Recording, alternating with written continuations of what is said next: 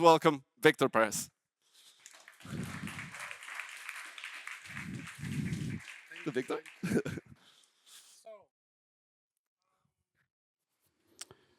Can I have my computer screen, please? Okay. So thank you, everybody, for coming here today. I'm sure you came because it's raining outside and you didn't have anywhere else to go. But you know, I'm going to torture your souls with my color thing. So I'm going to talk about the brief and dangerously oversimplified fundamentals of the ACES workflow. Why dangerously oversimplified? Because I'm just going to take to the core of the ACES. I know it seems overwhelming when we are talking about color management, because it's like, oh, color science. And as soon as it's science, you think about maths and you start thinking about your trauma from when you were young and the maths, because you wanted to be an artist, not to talk about maths. And then you come to a conference to talk about maths. So no worries much. So I'm going to start talking about why ACES is actually super, super cool. And as Juan said before, many people has been working for so long, and very talented scientists, colorists, and many people in the industry just to create the ACES. The ACES workflow, that sounds like a super complex system of many things. It is in the technical level, but for us artists, it's actually very, very simple. So what I'm going to demonstrate is I can show you what is ACES and all you need to know for ACES in half an hour. So let's start by why ACES is really the future. ACES is not the only color management system that we can have. I mean, there are many others, but it feels like it's the future. Everybody is using that. So as everybody in the industry is doing the same thing, it's much safer just to invest into a pipeline that is managed by ACES. So what is the points that are important? Well, the image resolution. So you can use any image resolution. You don't have any kind of restrictions. The frame rate is the same. We don't care about the frame rate. The color that you can manage in there. Well, if you can see it, ACES can manage it.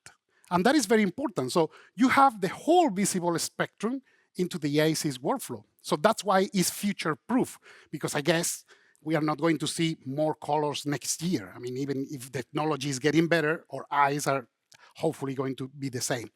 The high bit depth, we are going to use 16 bits half float, which is, I mean, pretty good, the standard for handling linear files. In terms of dynamic range, something that is a very hot topic these days, because you know all productions now are getting high dynamic range. Well, ACES can handle the high dynamic range. You can handle approximately something like 30 stops.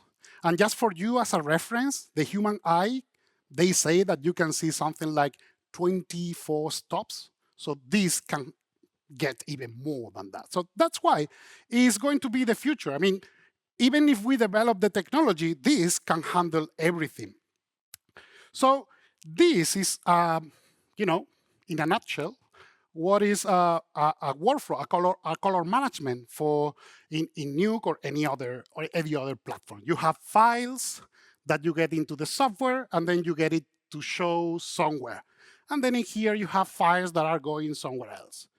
Right now, this is just for you to have an overview of what we are going to discuss. So if we are going to talk about color spaces, the first thing we need to know is what is the odyssey of the color spaces that we have in here. So this is the chromaticity diagram, okay? This is roughly representing the colors that human beings can see, okay? So those, I mean, the organization and stuff, that is technical stuff that you don't need to know right now. But this is representing the colors you can see. So there are two different kinds of color spaces. This, for instance, this set that is represented in here, a few of them, is the display refer color spaces. It means that those color spaces are representing what you can see in certain displays. For instance, the super famous sRGB, mostly, or computer monitors are sRGB, or the Rec 709, that is for TVs and all of that. And the new, very famous Rec 2020 for HDR, or the DCI-P3 for cinema projection. Everything in here is for displays. That's why all those color spaces are within the visible spectrum, because it wouldn't make sense that you create colors that you cannot see. So that's why you are getting all the values within the chromaticity diagram. But this is for displays. There are other kinds of color spaces. There are the color spaces for the cameras for capturing the light. And we can see certain colors, but we know that there are other animals that they see other colors, for instance. Well, cameras are other animals that see other colors yet. So there are all those color spaces in there, and there is even the red-white gamut that is even getting up the screen, so it's out. So you have all those color spaces for the cameras together with the color spaces for the display. So be my guest and start transforming from one to another. You can do it. You can apply lots to convert from one to another, and then from the other to another one, and then to another one, and then to another one. And sooner or later, someone is going to get it wrong, for sure. What I don't want is you to be the one that is going to get it wrong. And how traumatic can be this? Well, it can be if you are not managing the color well. Someone gives you the footage, you ingest the footage, you do the comp, you sweat, you die doing the comp, basically. That is mainly our jobs. And then after you have a struggle for your life, sweat, blood, and all of that, it gets to the laboratory and they say, oh, I forgot to mention, yeah, the color space was wrong. And it's like, no worries, I'm going to make the transformation. No worries, I'm going to start again. So you die twice for the same shot. That is not good. So that's why it's much better and safer that we have a code for everybody to work in the same way. So the color management, what it's going to do is just to ensure everybody is seeing the same color, but not just the same color, but the same color that the filmmakers wanted you to see, regardless the monitor or the display or the projector that you are watching. Yes, as Hugo said this morning, you are never going to see the same image because, of course, every display has a different capability to represent the image. But what you are going to get is the best approximation of that. Of course, if you are working with a monitor that you bought on Lidl, you get like 50 pounds or 50 euros monitor, don't expect too much of that. So it's going to look wrong. But if you get like a calibrated good monitor and another good calibrated monitor, even if they are different, they are going to look very similar, okay? So that's why we are going to need the color management. Well, for ACES, we are going to simplify things a lot because we have in ACES mainly two different color spaces that are referred for us. So they are VFX focused. It doesn't mean that they are the only one. But the first one that we need to know is this one. That is delimited by the primaries. The primaries are those points that you have on the corners. The triangle, you know why it's a triangle? Every vertex of the triangle is R, G, and B. So R, G, and B. Okay? So you are containing and mixing the positions in the intensity of those. You can get a position in there. Well, look at this. It is really interesting because this triangle is actually containing the whole spectrum. Every color that you can see can be contained in here. Okay, so this is the main color space for ACES. Is the one contained in the 2065-1 color space. It's a very long name that you can refer to that as AP0. Okay, so this is the main one. This is the standard. ACES, everything that is in ACES and exchanging by ACES is in here. Why? Because you are not going to miss anything. Then there is another color space that is specifically designed for us visual effects artists. This is the ACES CG. That there are many reasons why this is smaller. If you compare this with the Rec 2020, it's very, very, very similar. And in here, you have, in difference with the Rec 2020, the Rec 2020 is actually a display color space. This is not. In here, you have even a little part in the top that are colors that you cannot see, but yes, it's a mathematical thing that you need in order to get the rest correctly. So this is the color space that is going to be used for Nuke, for instance. When you are working in Nuke, in ACES, this is the color space that you are using in the workspace. So what Nuke is doing the calculations. I don't know if you know that unless you specify the color management, Nuke is not managing the color. Nuke is just whatever you fit in there is just linearizing things using the linear light fashion. So it's just taking every step of light intensity and just put it in there. So, but it's not managing the color. There are no primaries, for instance. In here, when you are applying the color management in ACES, actually, Nuke is taking every image and is placing the image, in terms of the colors, inside that color space. So everything is going to be absolute in absolute terms. Every coordinate of the color is absolute. So that's why it's very important. As I said before, there is not just one color one working space, which is the color space used for handling the color. So there is the ACES proxy, the ACES CG, ACES CC, and ACES CCT. The CC and the CCT is for colorists. Okay, so it's not is logarithmic. It's not for us. We need to work in a linear fashion.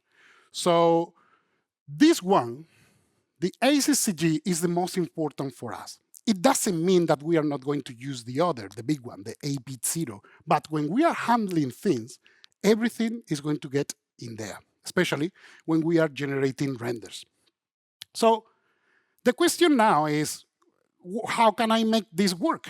Well, how to make it work is just about transformations. So ACES has a system of transformations that is standardized. So everybody, regardless the software, is going to use the same transformations in the same way. That's why we're going to look at the image in the same way. Because if we apply the same transformation, the same maths, the same algorithms, so everything is going to be looking the same after the transformations. So now, I think it's time to understand the transformations. So the ACES color transformations, now is when we are going to start going deep, okay? So be careful, brace yourself. So this is the workflow for ACES. It's actually based on 3 steps of transformation, so it's not difficult at all. Once you know what it is, I assure you that by the end of this conference, you are going to know everything that is in here.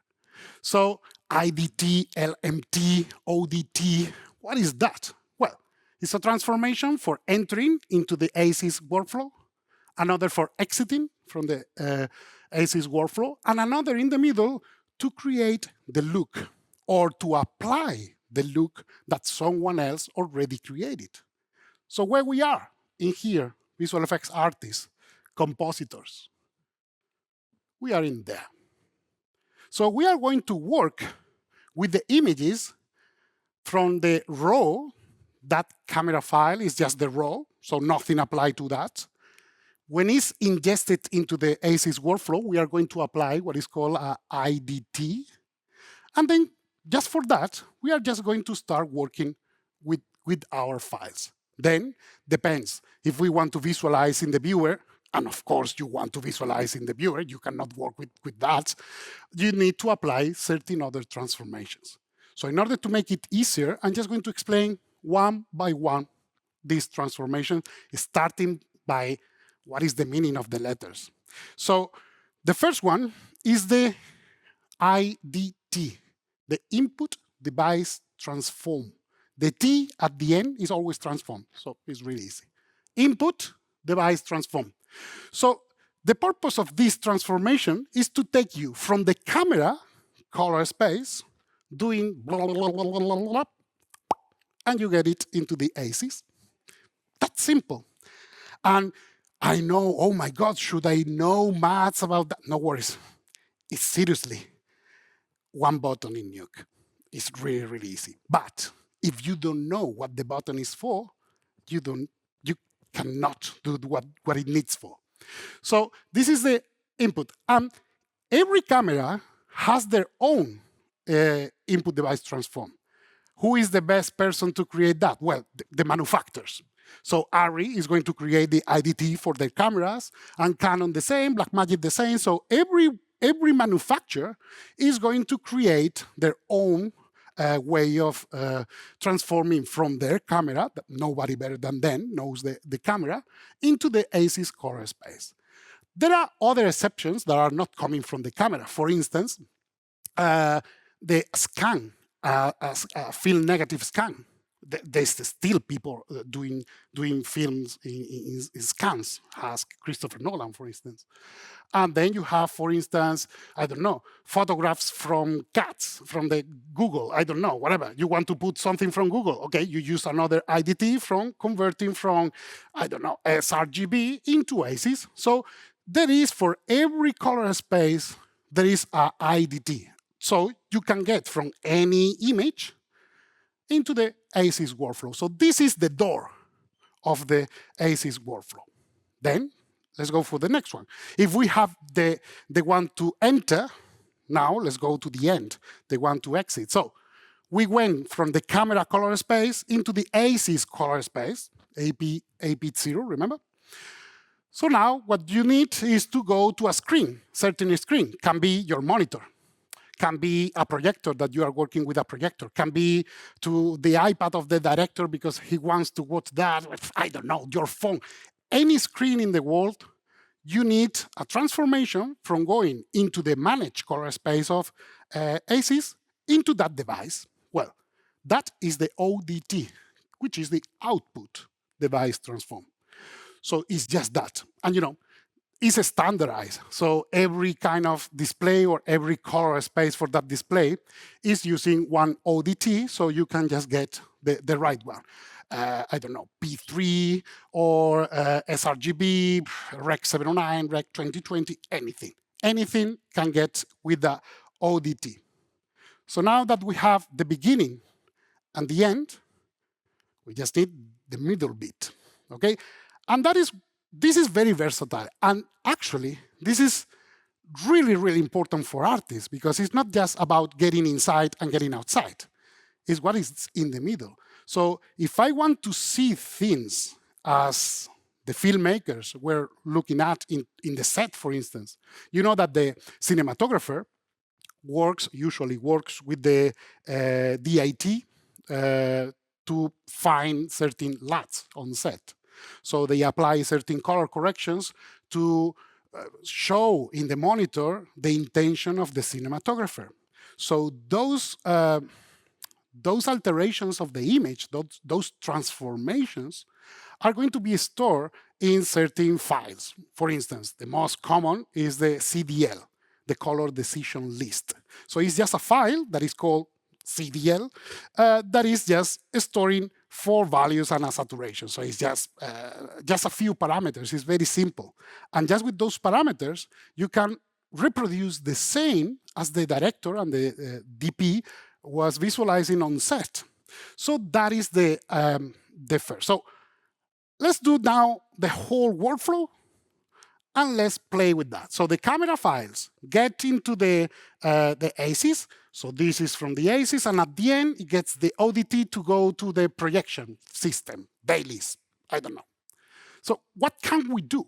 Well, the first thing is, as I said before, the compositing is in this stage. How many people in here is not a compositor?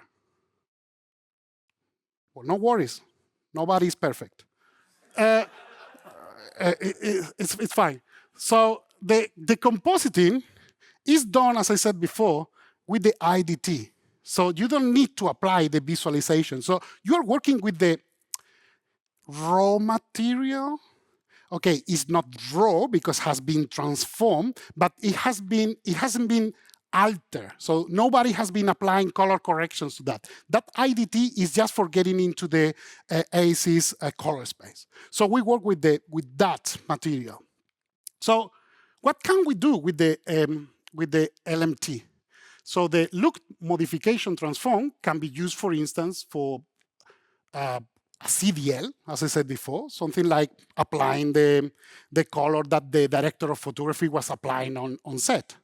But then, after that, some colorists like to apply what is called a first light. Okay, so you can apply also after that another LMT that can be, for instance, an emulation of a photochemical processing.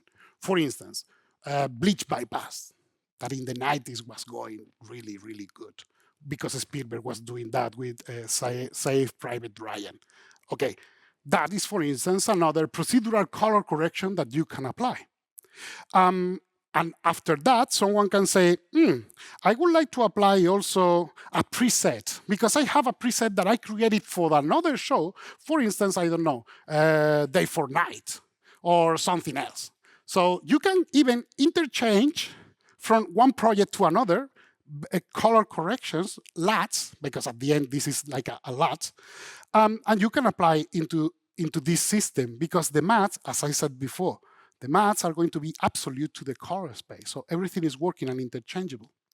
The order is important. So you need to reproduce always the order, but that can be also embedded in the metadata as well.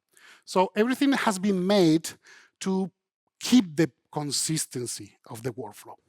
And then another example, for instance, is to create like what is called a trim grading, trim pass. That is when you imagine that you are doing your grading for HDR. And then you convert everything from HDR to SDR, so Rec 709, for instance, for DVDs, I don't know. And from there, you need to make one adjustment to the whole thing. So that is another look transformation. So this is what I mean. You can apply as many as you like. And you have many different kinds of files that you can use. OpenColor.io supports many different files, and the new version even more. That is all that you need to know about the LUTs. So once you have that, you get through the ODT, and you get the full workflow. So what is this part that is on the pink rectangle? This is what is called the creative intent. So everything that is in here is what the filmmakers, that can be the DP, the director, the colorist, whoever is having a say in the look of the image, is actually creating this. And you know what? You can visualize this in the suite of the colorist, or in Nuke Studio, for instance, or on set, if you, just the first one, or if you have this and you have a colorist on set, you can apply the whole thing on set, because this is like a fixed structure that you can reproduce. So it's very versatile and very easy, and is way more difficult that you get an error because it has been standardized. So that is the creative intent. So in here, what is the ACES workflow? So the ACES workflow is this. It's from the IDT to the ODT. So from the in to the out, with everything in the middle. Okay, so that's why when we are doing the compositing, we are actually in the middle of the thing. And you can decide, because this is a funny one. You can work in a project that is, the full project is ACES based. So from the set to the delivery is ACES, or you can just decide to start the workflow of ACES just within the visual effects. So you receive whatever you receive, you transform into the ACES, and then when you deliver, you get and deliver whatever they want. It's the same as you do when you are not managing the color space in Nuke, but with the certainty that anybody across the departments in the visual effects company is going to see the same thing. And that is actually very important. So ACES is great for keeping consistency and preserving their artistic and creative intent. Okay, so that is the big deal. The only thing that is missing in here is what happens when we need to exchange files with other companies, with other people, with whatever.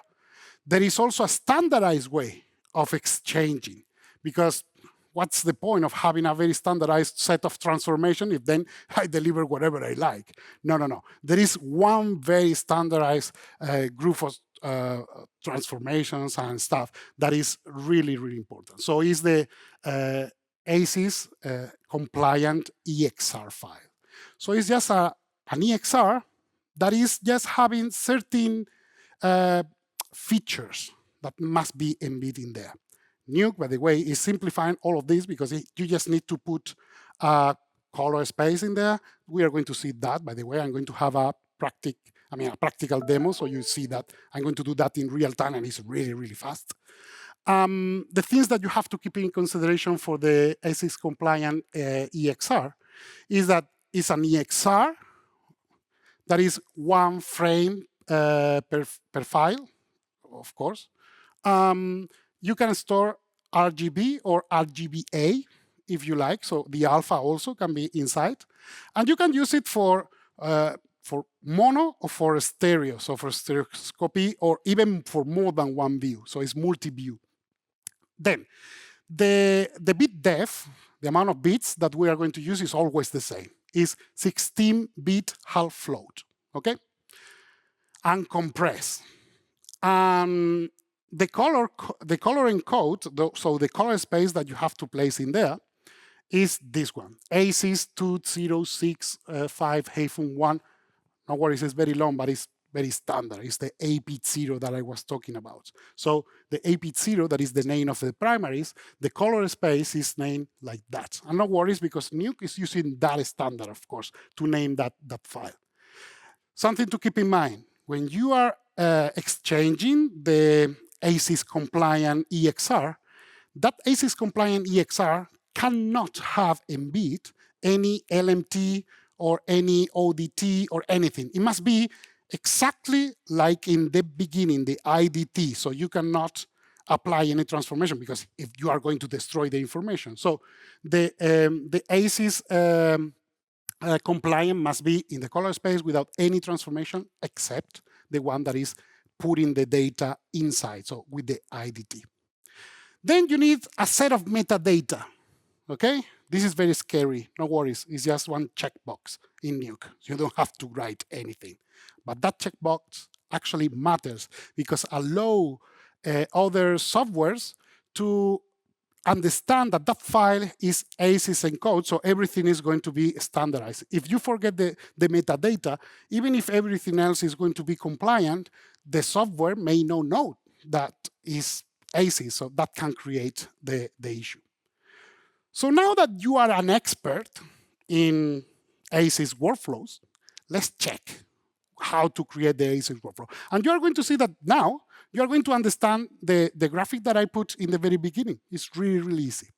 So let's start by the color space that we are working, the workspace. The workspace is the color space that Nuke is going to operate the functions and every operation in there. So what is the workspace in Nuke when we are handling the color for ACES? Well, is this one, the ACES CG, this one in here.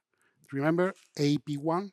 Okay, ACES CG, that is the workspace in Nuke.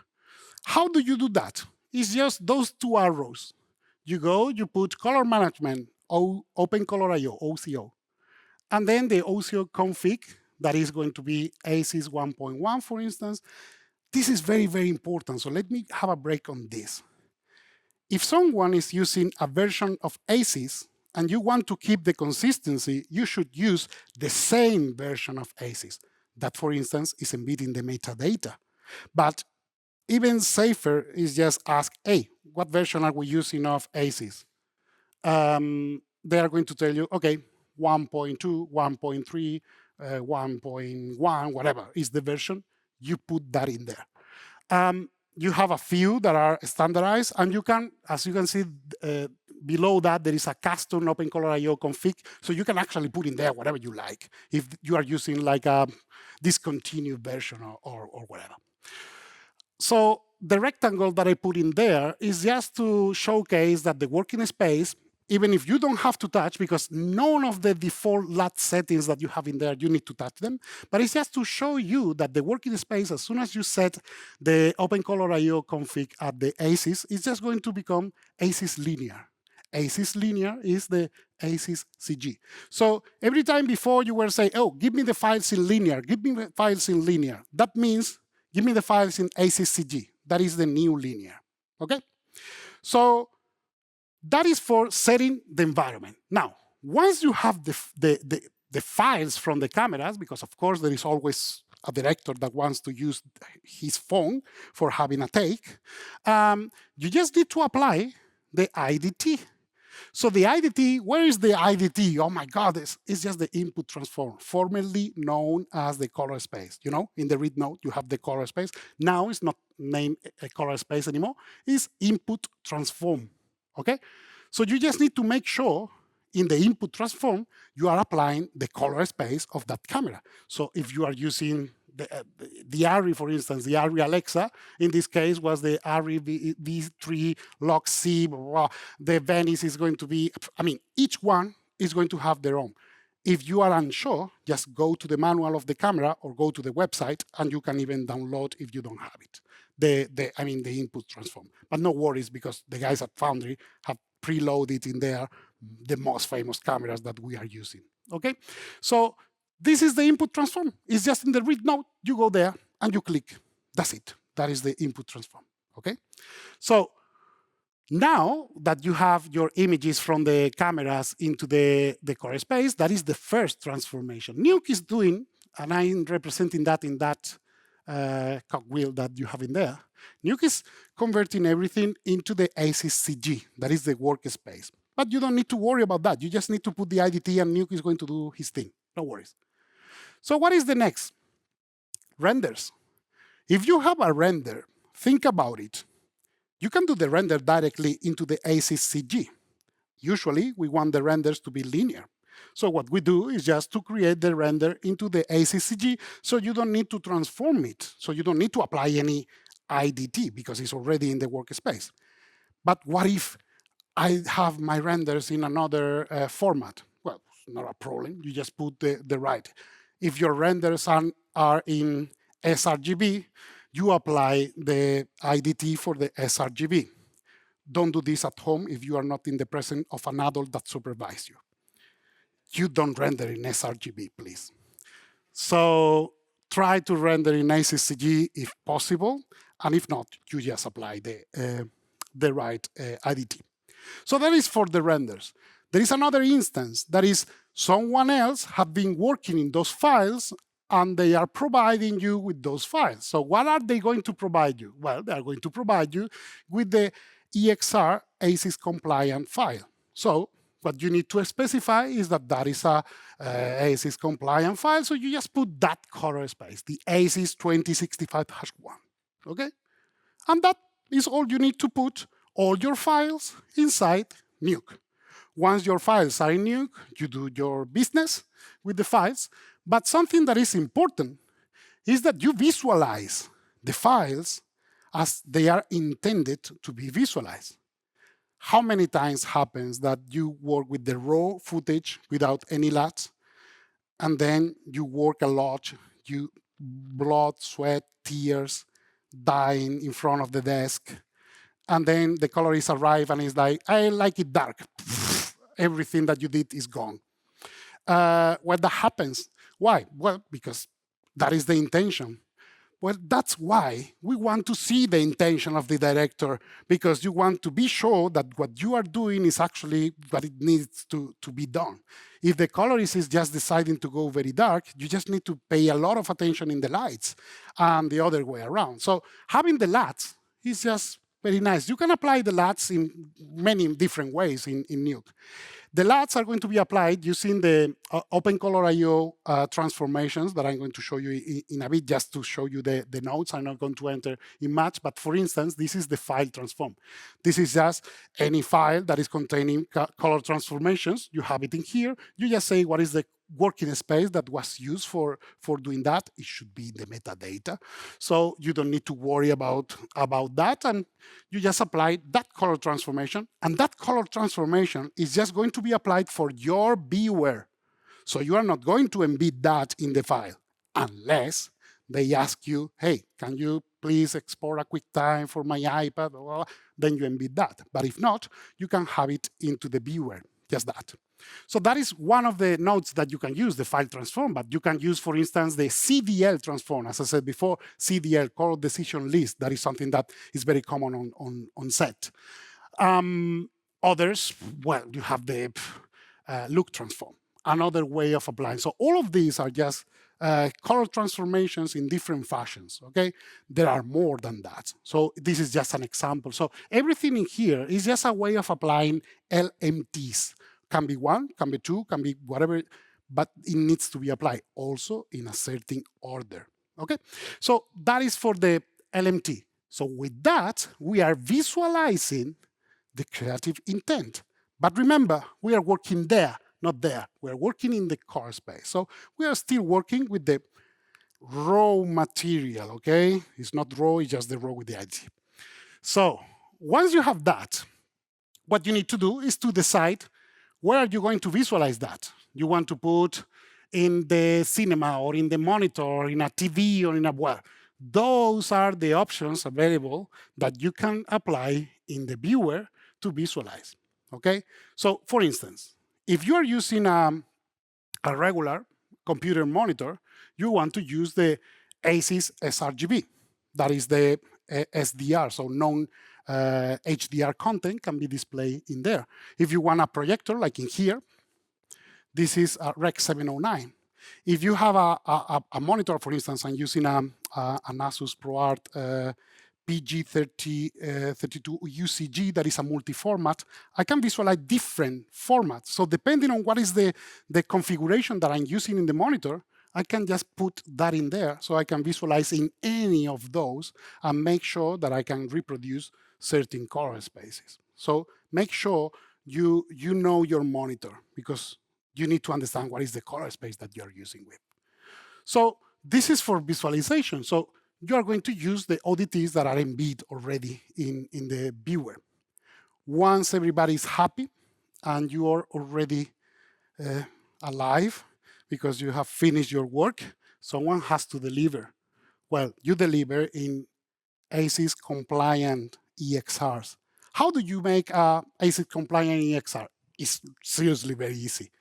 You just, in the output transform, that was known formerly as the color space in the grid node, now it's called output transform.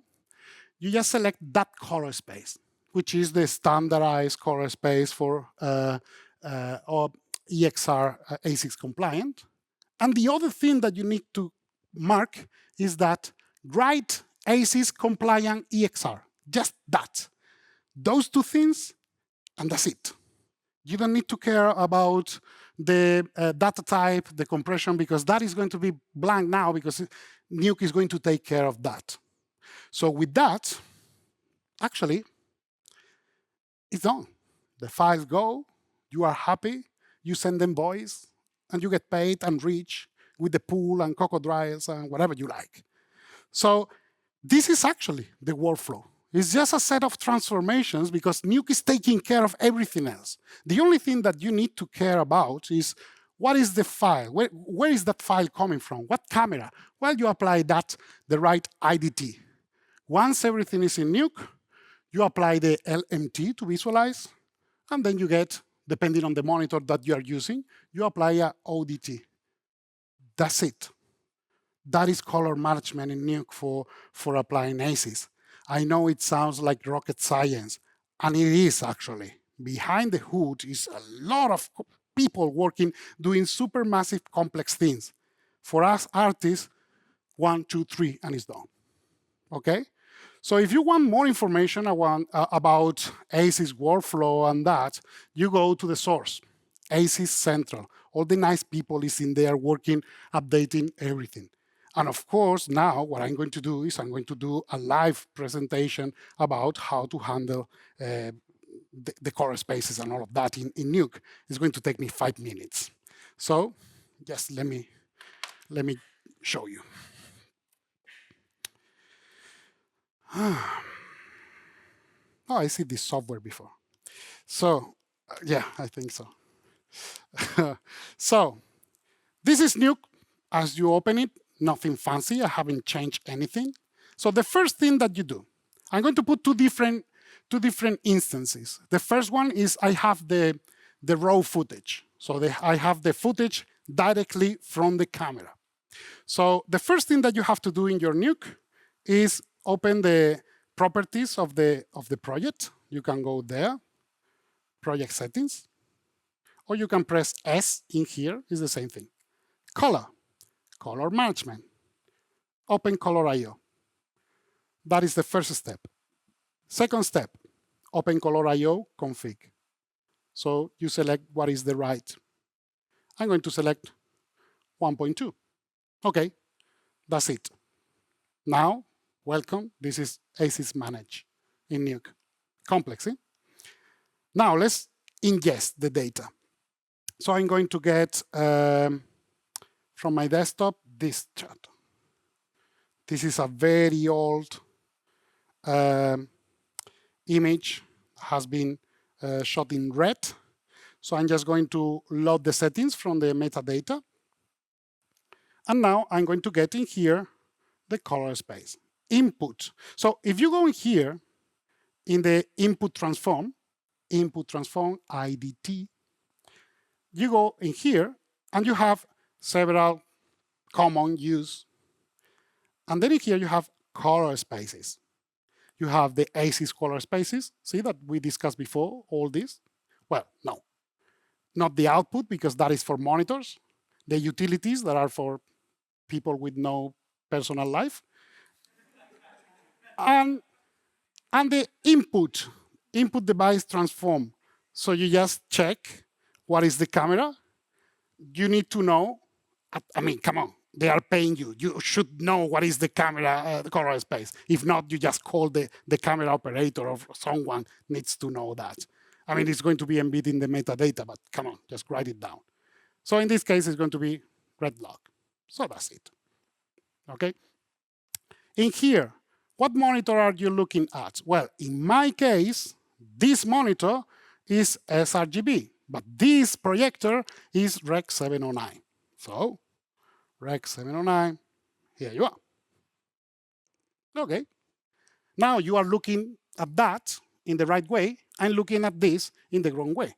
You know what? In the new version of Nuke, you have different monitor outputs. So you can actually have an output for every single monitor that you have, and you can put the settings for that monitor into the right color space. So whatever you are going to look at is going to look right. Okay? In here, I'm not going to enter into that because you have a life that you want to live. I'm not going to start doing that, but it's just to let you know that it is possible. So this step that I just did by placing in here the right color space, which is the input, red, oops, input, red. That is the IDT. That's it. From this moment on, this image is now linearized inside the Nuke workspace. Okay? By the way, if you are doing this for only one file, maybe it makes sense that you do it in Nuke X. But if you are handling a whole project and you have like a sequence that have been conformed and everything, Nuke Studio has been designed specifically for that. So you can deploy even just applying very simply, selecting the project and applying the IDT for a selected range of clips. You can apply the whole thing to everything and then generate the files, the compositions for every Nuke session, and has been already set up into the color management, and everything is going to be consistent. Nuke Studio is a very powerful tool that is still, I believe, needs to be discovered, because as soon as you understand color management and you get more into that, you will understand how powerful is Nuke Studio. So that's why. For right now, I'm just going to explain things in here because in Nuke Studio it's exactly the same thing, but it's having a timeline, okay? I don't like timelines because it reminds me of After Effects, so I don't like to enter in there. It's a trauma for my childhood. So no, it's fine. It's made for editors, so it's more for an editing environment, while I'm more pixel-based. So this is the way of importing raw material. But what if instead they are providing you already with material that is an ASIS compliant? Someone is telling you that you need just to work with something that has been already converted using other softwares. But I'm going to do the same thing. So I'm going to get this this thing. Let me see the EVA footage. This one, okay. Okay. See that Nuke is telling me that this is scene linear. I made this on purpose just to showcase what happens when you don't write the metadata right.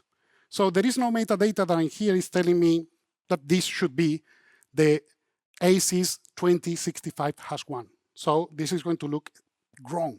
If you want to correct that, because you should know if someone is giving you ASIS compliant file, you just go in there, and it's in here, the default ASIS 2065-1. That's it. Now, that's it. It's very easy. I'm sorry to disappoint because maybe you were expecting me to do like crazy things, but it's just one button. So, and that is for that. What happens if you have like CG? Let's make the other example. This is like a beauty. So this is CG. Let me put this in input here. Okay, this is a CG that has been rendered in ASIS linear. Well, welcome. I don't even have to press any button because it's already ASIS linear. Why? Because Nuke has been designed to understand that everything that is linear is ASIS linear. ASIS linear, remember, is ASIS CG. So if I change this to ASIS CG, this one, you will see that the image in the monitor is not going to change. It's exactly the same thing. So when you hear in here, in this thing, default linear or scene linear is ASIS CG. So that's all. You want ODTs. Here you are, the ODTs. I already make an example, so I can change from this. If you are projecting into a cinema, you go to the P360, the HDR, you go for the Rec 2020. So that is the game. Now, the only thing is you need to know where that file is coming from, where is it going. That's it. No more strange things. So I'm going to show you another thing. This is already done because I don't want to keep you here just looking at me comping things, but this is an example. It's a very silly one. This is an example of a workflow with a blue screen. And in here, I have this viewer input, okay? This is a group that is the input process. So I just create a certain transformations, color transformations that are going to be affecting how the viewer looks, but it's not affecting the values. So if I click in here, now I'm sampling this image. If I remove the input process, see that is looking different? Well, the values are not changing. So the input process is just for me to understand what's going on. So let's see what is inside.